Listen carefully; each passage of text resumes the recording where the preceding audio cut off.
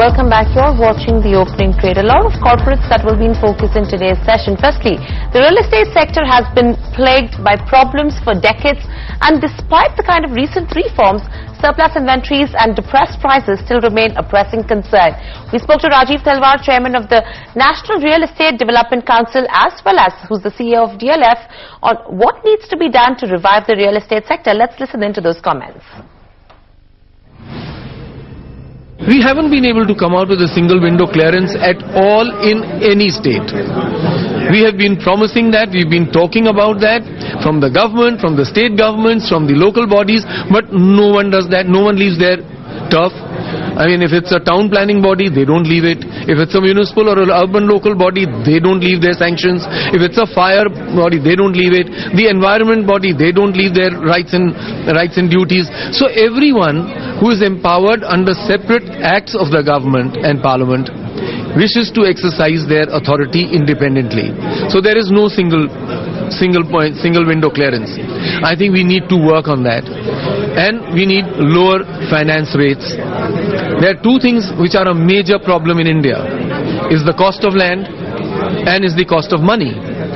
Now, the Governor RBI, after a very, very long time and after many successive governors, has lowered repo rates by 110 basis points. There is still an arbitrage between the bank repo rate, at which rate they borrow money, and at the credit rate.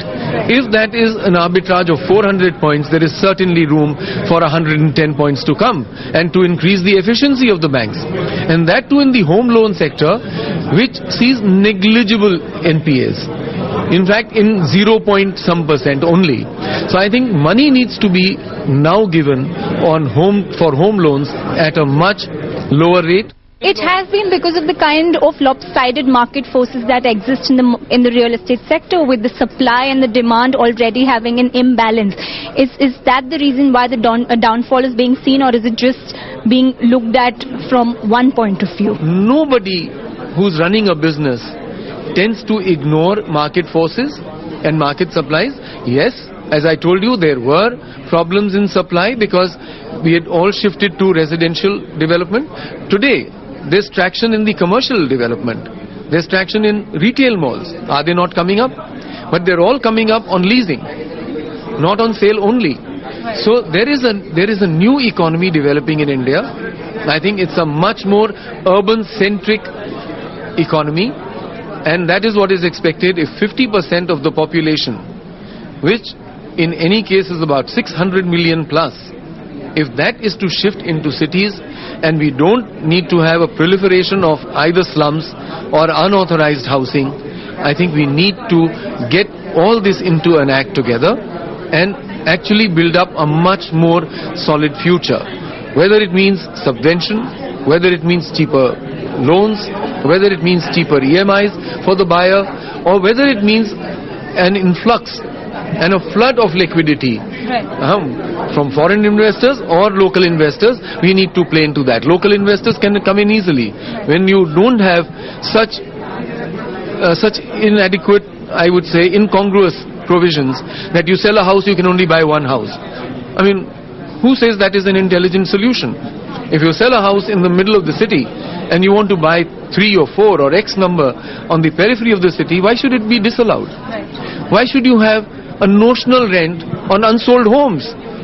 Whom are you giving the authority to decide what will be the notional rent and what is a good time period to sell a home? I mean, you cannot have market forces playing, demand contraction, and then say, sorry, I'll force you to sell at a loss. You'll be ruining many a business.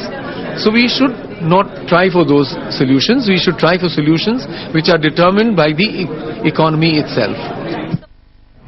If you improve liquidity and the demand creation and incentivization is created, I think it will go a long way to solve the problem of the down market.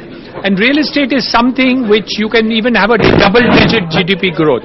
You can have employment to be done. All these factors can be taken into place. So in September, of course, there's going to be a GST Council meet that will be chaired by the Finance Minister Nirmala Sitharaman. Has the industry put forward any kind of request for redemption of GST in the real estate sector that Minister will be looking into? Is the industry wanting any kind of GST rate cut? We haven't really specified a rate cut in the GST at this point of time. We were looking at other fiscal changes, especially from the budgetary point of view and through the CBDT and other things. We will apply our mind and see if there is anything on the GST side. You met the Finance Minister last week in Delhi, of course, and Minister has been chairing meetings in various other sectors, also in various other segments, also in real estate, of course, has been taken up last Sunday. If you could mention and give us insight of this meeting that, you know, have gone more than for an hour on a Sunday morning. 2 hours.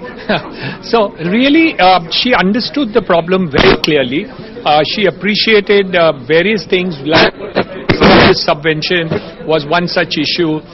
Second homes was an issue. If you buy more than 2 homes, what would happen if flat was remaining vacant for more than 2 years? The notional taxes, if you wanted to reduce the prices of flats, there would be a problem. All these things were communicated completely to the Finance Minister, and we mentioned. Right, so that's what the real estate industry is looking at. In fact, Niranjan Hiranandani coming out and saying that the industry as a whole is capable of double-digit growth as well. But today, the sector has been trading slightly under pressure with cuts of around 0.4% coming in there.